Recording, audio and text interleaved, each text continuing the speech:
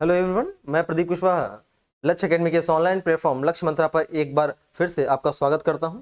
आज हम हमारी जो क्वेश्चन आंसर की सीरीज है, इसमें हम जो कुछ महत्वपूर्ण विद्रोह हुए हैं हमारे देश में, उनके संबंध में क्वेश्चन देखना है। अभी तक हमने 1857 का विद्रोह देखा था, जो कि एग्जाम के पॉइंट ऑफ व्यू से बहुत ज्यादा महत्वपूर्ण था। उसी तरह से कुछ और भी महत्वपूर्ण विद्रोह हुए हैं जो कि एग्जाम के लिए बहुत ही महत्वपूर्ण है। इसमें जो कि पहला क्वेश्चन दिया हुआ है, जैसा कि 1857 के विद्रोह के ठीक बाद बंगाल में निम्न में से कौन सा विप्लव हुआ था, यानी कि विप्लव यानी कि कौन सा विद्रोह हुआ था। तो जैसा कि आप जानते हैं 1857 के विद्रोह के बाद कौन कौन से और विद्रोह हुए हैं। तो इसमें अगर आप देखेंगे 4 ऑप्शन दिया हुआ है। पहला आपका सन्यासी विद्रोह दिया हुआ है, जिस पर 1882 में जो है बंकिम चंद्र चटर्जी ने आनंद मठ नामक एक उपन्यास लिखा था, ठीक है, जो कि क्रांतिकारियों की बाइबल कहलाती है। तो ये विद्रोह जो है आपका इस समय का नहीं है, इससे पहले का है। संथाल विद्रोह अगर आप देखेंगे तो 1856 के आसपास में 55-56 में आपका संथाल विद्रोह हुआ था। नील उपद्रव आपका 1859 में हुआ है, और इस विद्रोह में जो श्रेय है इस विद्रोह को कराने का, वो दिगंबर विश्वास और विष्णु विश्वास नामक 2 भाइयों ने इस विद्रोह का नेतृत्व किया था, दिगंबर व विष्णु विश्वास। और सबसे बड़ी बात है कि द हिंदू पैट्रियाट नामक जो आपका एक न्यूज़पेपर था हरिश्चंद्र मुखर्जी का, उन्होंने भी जो है इस विद्रोह का समर्थन किया था। साथ ही जो नील उपद्रव है, इसका समर्थन, इस पर एक किताब भी लिखी गई है, नील दर्पण, जो कि दीनबंधु मित्रा ने लिखा था। तो नील की खेती, चूंकि कारण क्या था कि जो अंग्रेज थे, जो अंग्रेज बागान मालिक हुआ करते थे, वो किसानों से जो है जबरदस्ती एक तरह से नील की खेती कराते थे, जिसकी वजह से किसानों को बहुत ज्यादा नुकसान होता था। बाकी आपका जो पाबना विद्रोह है, ये आपका इस समय का नहीं है, 1873 के आसपास का है, जो कि आपका बंगाल में ही हुआ था। तो आपका जो क्वेश्चन नंबर 1 है, जिसका राइट आंसर है नील उपद्रव, जो कि 1859 में हुआ था, जो कि कहीं कहीं पे 1860 भी डेट मिल जाएगा, तो जस्ट बाद में हुआ था आपके 1857 के विद्रोह के। अगला क्वेश्चन है, नील कृषकों की दुर्दशा पर लिखी गई पुस्तक नील दर्पण के लेखक कौन है। तो आपको पता है कि जो नील कृषक थे, उनकी समस्याओं पर जो किताब लिखी गई थी वो लिखी गई थी दीनबंधु मित्रा के द्वारा, जिन्होंने नील दर्पण नामक किताब लिखी थी, ठीक है। और 1859 में आपका नील विद्रोह भी हुआ था बंगाल में, और जिसका समर्थन जो है हिंदू पैट्रियाट के जो संपादक थे हरिश्चंद्र मुखर्जी, उन्होंने किया था। आगे चल के जब देखेंगे, जब महात्मा गांधी 1917 में जब चंपारण पहुंचेंगे, तो उनके प्रयासों से जो है आपकी जो 3 कठिया प्रथा है, जो कि नील की खेती के लिए होता था, उसको समाप्त कर दिया जाएगा।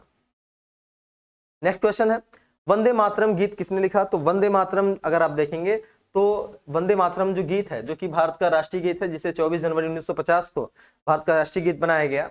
और वंदे मातरम जो है, जो कि आनंद मठ नामक जो उपन्यास है, जो कि सन्यासी विद्रोह पर आधारित है, उसमें इस गीत का वर्णन किया गया है, जिसकी रचना जो है आनंद मठ की रचना जो 1882 में जो है बंकिम चंद्र चटर्जी ने किया है। तो यानी कि जो वंदे मातरम है, यह गीत जो है वो बंकिम चंद्र चटर्जी ने लिखा है।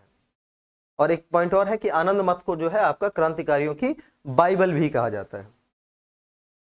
अगला क्वेश्चन है कि 19वीं शताब्दी के दौरान होने वाले बहावी आंदोलन का मुख्य केंद्र क्या था। तो इसमें आपका ऑप्शन है कि लाहौर, पटना, अमृतसर और पुणे। देखिए, बहावी जो आंदोलन है, इसके जो प्रतिपादक है, या भारत में जो इस आंदोलन के जो प्रणेता है, वो सैयद अहमद बरेलवी हैं, ठीक है। ये जो सैयद अहमद जो बरेलवी हैं, ये अब्दुल बहाव नाम के एक व्यक्ति थे, मतलब आप कह सकते हैं कि मध्य एशिया साइड के या गल्फ साइड के। तो उनसे ये बहुत ज्यादा प्रभावित है सैयद अहमद बरेलवी। तो इन्होंने जो है सबसे पहले यह जो आंदोलन है, यह आपका स्टार्ट कर दिया था सिख शासकों के विरुद्ध, क्योंकि स्टार्टिंग में इसके पंजाब के साइड में हुआ था। बाद में 1831 में बालाकोट का युद्ध हुआ, जिसमें बरेलवी मारा गया। उसके बाद जो है, उनके मारे जाने के बाद जो है बहावी आंदोलन का जो केंद्र हो गया था, वो आपका पटना हो गया था। तो इसके हिसाब से जो क्वेश्चन नंबर 4 है, इसका जो राइट आंसर है वो पटना है। और बहावी आंदोलन, इसका जो श्रेय जाता है वो सैयद अहमद बरेलवी जो है इसके प्रतिपादक माने जाते हैं या संस्थापक हैं भारत में। वैसे जो है ये अब्दुल बहाव जो नामक एक व्यक्ति हैं, उनके विचारों से प्रभावित थे। अगला क्वेश्चन है, कूका आंदोलन को किसने संगठित किया। तो कूका आंदोलन जो है वो चलाया गया था गुरु राम सिंह के द्वारा। और यहाँ पे जो इंपॉर्टेंट क्वेश्चन है कि कूका आंदोलन कहाँ चला था, तो कूका आंदोलन जो है वो आपका पंजाब में हुआ था। एक और चीज है, एक और आंदोलन है कुकी आंदोलन, ठीक है। कूका आंदोलन भी है और कुकी आंदोलन भी है। तो कुकी आंदोलन जो है ये आपका नॉर्थ ईस्ट में हुआ था, मणिपुर और त्रिपुरा में। तो आपको ध्यान रखना होगा कि कूका आंदोलन कहाँ हुआ है और कुकी आंदोलन कहाँ हुआ है। तो कुकी है आपका मणिपुर और त्रिपुरा, और कूका जो है वो आपका पंजाब। और ये चलाया था आपका गुरु राम सिंह के द्वारा। अगला है पागलपंथी विद्रोह, वस्तुतः एक विद्रोह था। तो जो पागलपंथी विद्रोह है ये किसने शुरू किया था? तो जो पागलपंथी विद्रोह है यह गारो का विद्रोह था, गारो लोग जो है उनका विद्रोह था।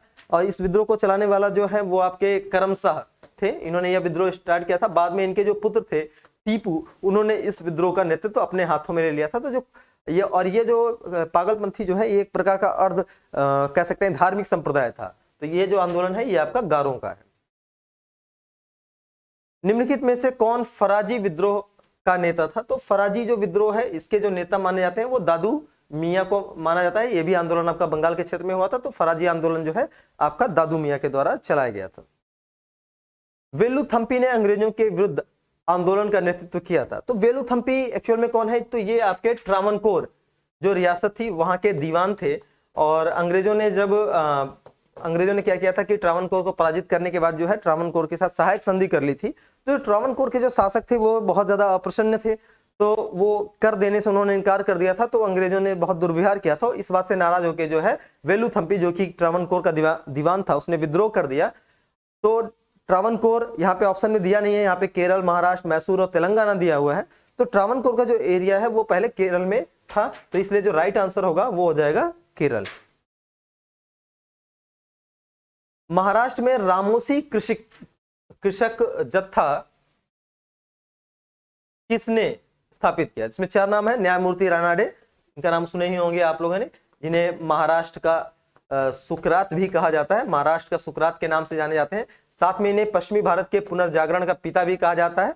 इसके अलावा ये गोपाल कृष्ण गोखले के राजनीतिक गुरु भी हैं ये इनका, लेकिन इनका जो संबंध है वो आपका रामोसी कृषक विद्रोह से नहीं है। फिर ऐसे ही आपके गोपाल कृष्ण गोखले हैं जो बहुत ही फेमस है, महात्मा गांधी के राजनीतिक गुरु हैं। 1905 में इन्होंने जो है सर्वेंट सोसाइटी ऑफ इंडिया बनाया था। तो इनका भी जो संबंध है वो रामोसी विद्रोह से नहीं है। फिर अब बात आती है ज्योतिबा फुले, जो कि बहुत ही फेमस समाज सुधारक रहे हैं। इनकी जो बहुत ही फेमस एक पुस्तक है गुलामगिरी। ऐसे ही जो है इन्होंने 1873 में एक संगठन भी बनाया था सत्यशोधक समाज। तो इन्होंने भी जो है किसानों के संबंध में, किसानों के मामले नहीं थे, ये एक्चुअल में अनटचेबिलिटी वगैरह के खिलाफ जो है सामाजिक न्याय की बात करते थे। तो जो रामोसी कृषक विद्रोह है इसका जो संबंध है वो आपका वासुदेव बलवंत फड़के के द्वारा यह शुरू किया गया था। और वासुदेव बलवंत फड़के के बारे में जानना होगा तो देखेंगे कि 1857 के विद्रोह में महाराष्ट्र में जो विद्रोह का नेतृत्व किया गया था वो वासुदेव बलवंत फड़के के द्वारा ही किया गया था। बहुत बड़े क्रांतिकारी हैं। अगला क्वेश्चन है कि निम्नलिखित में से कौन सा स्थान गडकरी विद्रोह का केंद्र था? बिहार शरीफ, कोल्हापुर, सूरत और सिलहट। तो गडकरी होते क्या था कि इन्होंने जो है 1844 के आसपास में जो है इन्होंने विद्रोह किया था गडकरियों ने। और गडकरी जो है ये जो मराठा शासक हुआ करते थे उनके किलों की रक्षा करने वाले लोग थे। तो इन्होंने जो है, अब चूंकि मराठा का नाम आया है तो इसमें आप बिहार शरीफ तो जानते हैं कि बिहार में है, सूरत, गुजरात, सिलहट, असम। तो यहाँ पे जो राइट आंसर होगा वो आपका हो जाएगा कोल्हापुर। तो यानी कि जो गडकरी विद्रोह है उसका संबंध कोल्हापुर से है। और गडकरी जो है ये मराठों के किलों के रक्षक हुआ करते थे।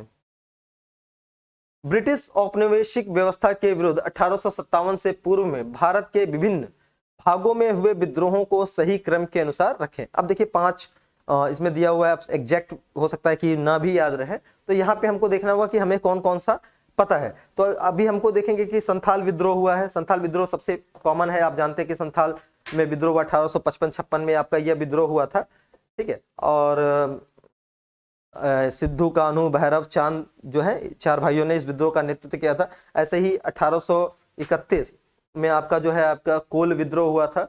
1906 में आपका जो है आप देखेंगे कि वेल्लोर का सिपाही विद्रोह हुआ था। फिर 1764 के आसपास में जो है बंगाल का एक सिपाही विद्रोह हुआ था सर जॉर्ज बार्लो के समय में, जब उन्होंने जो है वेल्लोर का जो विद्रोह है वो आपका हुआ था जब सर जॉर्ज बार्लो जो है उन्होंने जो है सैनिकों के धार्मिक मामलों में हस्तक्षेप किया था। तो इसमें जो सबसे पहले है, बाकी शायद 1819 के आसपास में कच्छ का विद्रोह हुआ था, कंफर्म एग्जैक्ट डेट नहीं पता है। लेकिन आप इसमें देखेंगे 3-4 ऑप्शन हमारे पास है जिसमें बंगाल का जो विद्रोह है वो सबसे पहले हो रहा है और संथाल का विद्रोह सबसे बाद में, यानी कि चौथा। तो ऑप्शन नंबर ए जो है वो आपका बिल्कुल सटीक हो रहा है, क्योंकि सबसे पहले इसमें ये तो कंफर्म है कि क्योंकि ये 1819 के आसपास की घटना है। सॉरी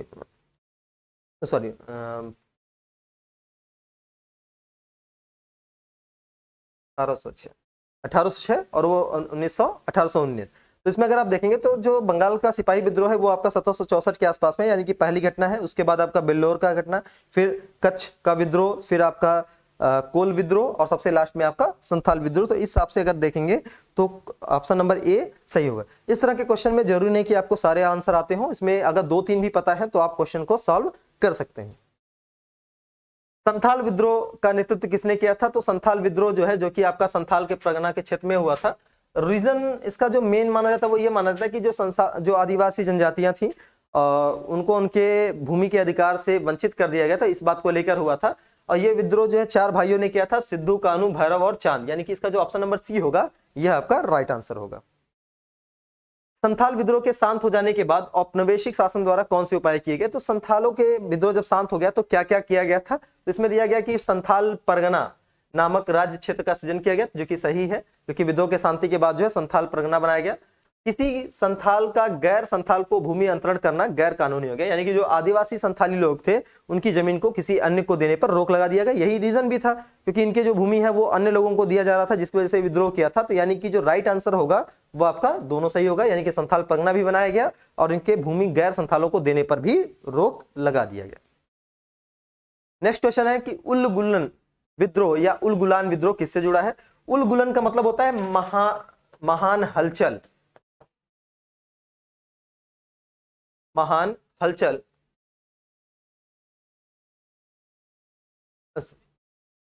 ये महान हलचल, तो उलगुलान का अर्थ ही होता है महान हलचल। और अगर आप देखेंगे तो जो बिरसा मुंडा है, जो है उन्होंने जो आंदोलन, जो विद्रोह हुआ था, मुंडाओं का जो विद्रोह हुआ था, उसमें अगर देखेंगे तो उनके जो आंदोलन था उसको महान हलचल कहा गया या उलगुलान कहा गया। जबकि जो बिरसा मुंडा है इनको धरती आबा यानी कि जगत पिता कहा गया है, मतलब इनको जगत धरती आबा कहा जाता था, जिसका अर्थ होता था जगत पिता, जबकि उलगुलान का अर्थ है महान हलचल। तो उलगुलान जो शब्द है वो बिरसा मुंडा के आंदोलन से जुड़ा हुआ है। बाद में आप देखेंगे जून 1900 में बिरसा मुंडा की जो है मृत्यु हो जाएगी आपका रांची में।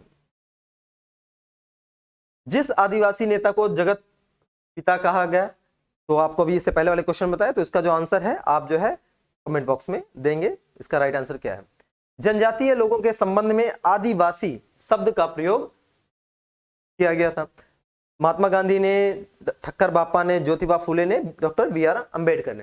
तो इसमें अगर आप देखेंगे तो जो आदिवासी शब्द का जो प्रयोग किया गया था जनजातियों के लिए, वो आपका ठक्कर बापा ने किया था। ठक्कर बापा जो है वो आपके महात्मा गांधी का जो संगठन था हरिजन सेवक संघ, उसके महासचिव थे। ठीक है, तो आदिवासियों के लिए या जनजातियों के लिए जो है आदिवासी शब्द का प्रयोग आपका ठक्कर बापा ने किया। जबकि महात्मा गांधी ने जो अनुसूचित जाति के लोग थे, अनटचेबल लोग थे, उनके लिए हरिजन शब्द का प्रयोग किया था। नेक्स्ट क्वेश्चन है, भारत ने 19वीं शताब्दी के जनजातीय विद्रोह के निम्नलिखित में से कौन से तत्व ने साझा कारण मुहैया किया था? तो इसमें हमको बताना है कि कौन सा कारण था जिसके कारण जनजातीय विद्रोह हुए। जिसमें पहला ऑप्शन है भू राजस्व की नई प्रणाली का लागू होना और जनजातीय उत्पादों पर कर लगाया जाना। ये भी सही है, क्योंकि उस समय जो है टैक्स वगैरह लगाए जा रहे थे।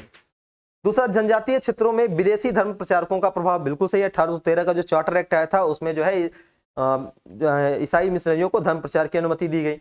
तीसरा, जनजातीय क्षेत्रों में बिचौलियों के रूप में बड़ी संख्या में महाजनों, व्यापारियों और लगान के ठेकेदारों का बढ़ना, बिल्कुल जो आदिवासी क्षेत्र में वहां पे दीकुओं का बहुत ज्यादा प्रभाव बढ़ गया था। दीकू जो गैर आदिवासी लोग थे उनको दीकू कहा जाता था आदिवासियों के द्वारा, तो दीकुओं का बहुत ज्यादा प्रभाव पड़ गया था, ये भी एक सही है। चौथा, जनजातीय समुदायों की प्राचीन भूमि व्यवस्था, जो इनकी प्राचीन भूमि व्यवस्था है उसको खूटकट्टी बोलते हैं। ठीक है, यानी कि जो इनकी प्राचीन जो व्यवस्था थी उसके लिए खूटकट्टी शब्द का प्रयोग किया जाता है आदिवासियों के लिए।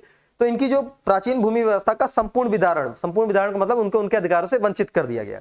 तो हालांकि चारों रीजन है, लेकिन हमको अगर यानी कि सबसे सटीक अगर इसमें रीजन देखना हो कि जिसके कारण ये सब जनजातीय विद्रोह ज्यादा हुए थे, तो उसका राइट आंसर हो जाएगा डी। हालांकि तीनों सही, चारों सही हैं, क्योंकि उस समय अगर आप देखेंगे तो भारत जो ब्रिटिश सरकार थी उन्होंने जो जनजातीय उत्पाद होते थे उस पर टैक्स लगाना भी शुरू कर दिया था। विदेशी धर्म प्रचारक भी घूम घूम के जो है जनजातीय इलाकों में धर्म प्रचार कर रहे थे।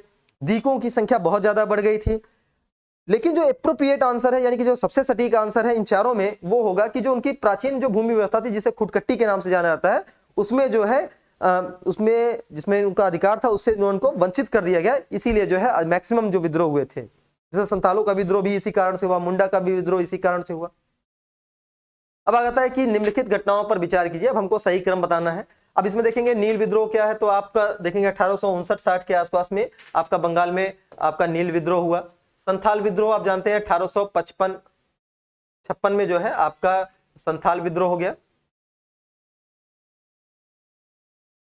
फिर दक्कन जो है वो 1873 के आसपास में 73-74 में आपका दक्कन दंगे होंगे।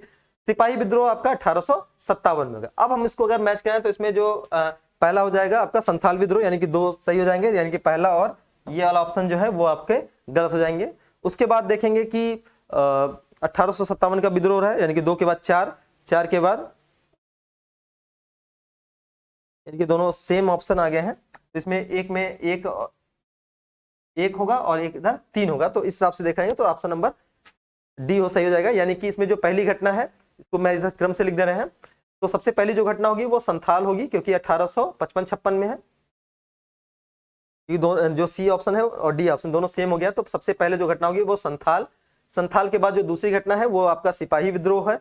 सिपाही विद्रोह के बाद जो घटना होगी, यानी कि 1857 की क्रांति की बात कर रहा है, उसके बाद जो है नील विद्रोह हो जाएगा, और नील विद्रोह के बाद जो है आपका दक्कन दंगे हो जाएंगे। यानी कि जो इसका राइट ऑप्शन जो क्रम होगा वो आपके ये हो जाएंगे। अब इसमें मैच कराना है।